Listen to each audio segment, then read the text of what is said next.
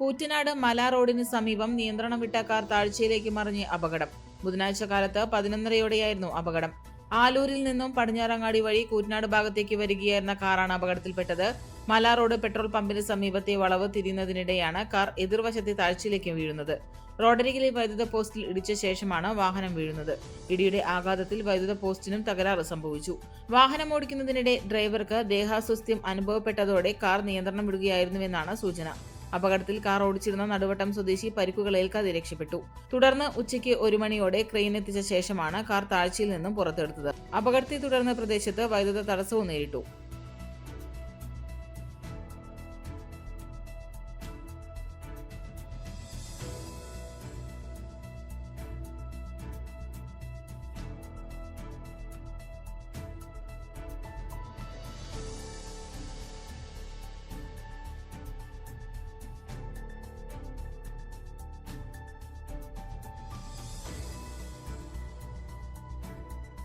Fashion ലോകത്ത് പുത്തൻ വിസ്മയമായി Neya antiques and designs Koottanad Peringode റോഡിൽ വിജയകരമായി പ്രവർത്തനം തുടരുന്നു.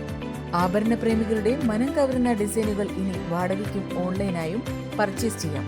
ഒപ്പം ഏറ്റവും പുതിയ ഫാഷനിലുള്ള ചുരിദാർ, കുർത്തീസ്, കോട്ട് സെറ്റ് എന്നിവയുടെ അതിവിപുലമായ ശേഖരവും ഉപഭോക്താക്കൾക്കായി ഒരുക്കിയിരിക്കുന്നു.